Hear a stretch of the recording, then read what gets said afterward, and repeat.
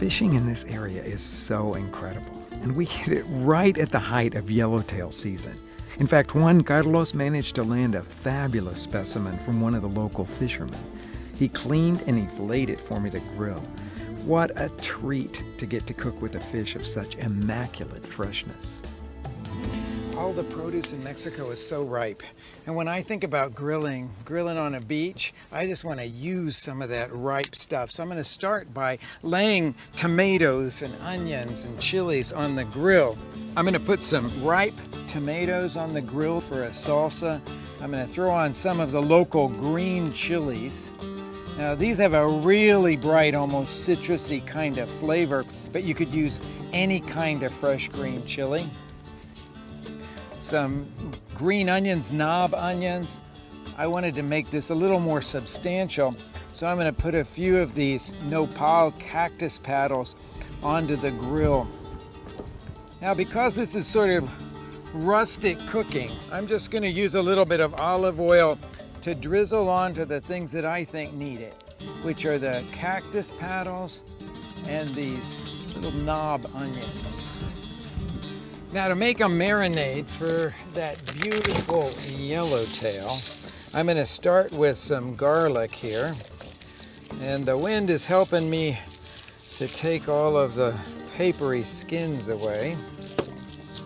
And I'm going to take about 6 cloves of that garlic, crush them, and chop them fine.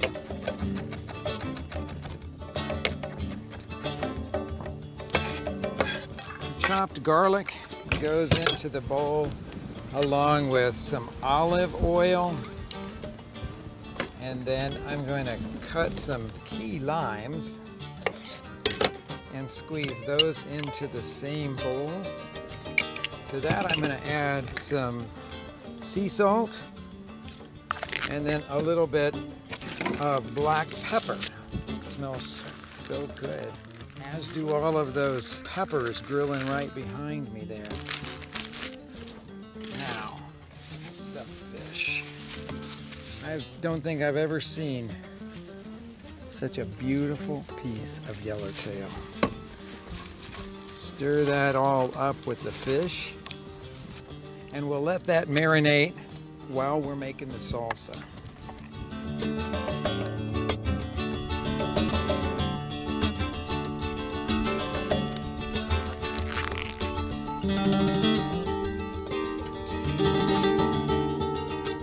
Now with these chilies, you could skin them or not skin them as you wish. They have a fairly thin skin. It depends on what you're looking for.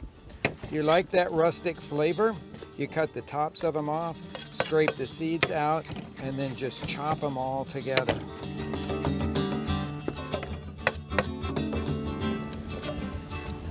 The skins of these tomatoes come right off if you choose not to use them in your salsa.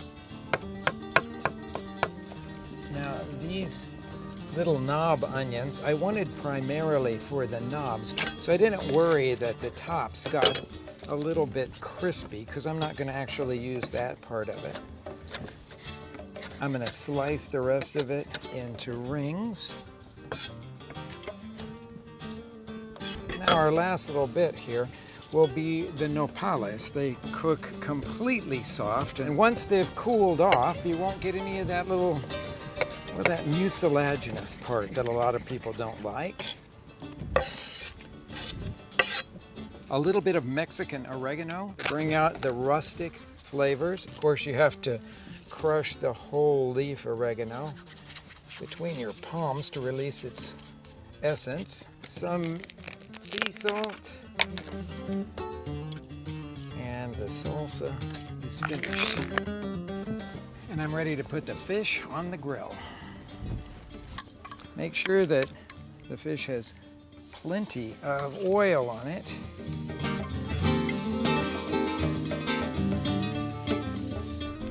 One of the mistakes that most people make when grilling fish is to try to flip it too early. When it's ready, you should be able to just move it back, and notice it's free. Like that one, see, it's free. So I know that it's crusted nicely. Can turn it over, see how beautiful that is. I think this one's ready too. Yeah. And then I'm going to let them cook until, well, they're a little less resilient than they are right now. And under firm pressure, they have a little flake. In spite of the wind, we have food and beverage. This is sort of a little funny twist on a michelada with orange and lime. Thank you. Salud. Salud. My idea was you just go into this thing, since this is rustic cooking, and you just make yourself a little tostada, piling on some of the salsa and see how you like it.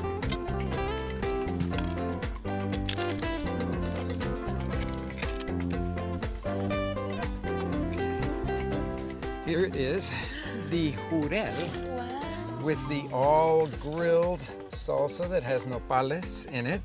And I don't know why I'm doing this, but it just sounded like the right thing to do. Chicharron over the top of it, crunchy chicharron. I thought with this fish it would be really good just to have some kind of mixed into that all grilled salsa there.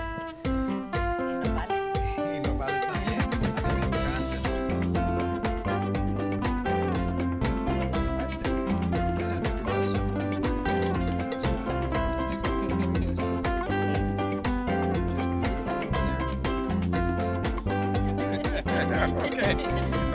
Salud, señores. Salud. Thank you for a fabulous adventure. Thank you.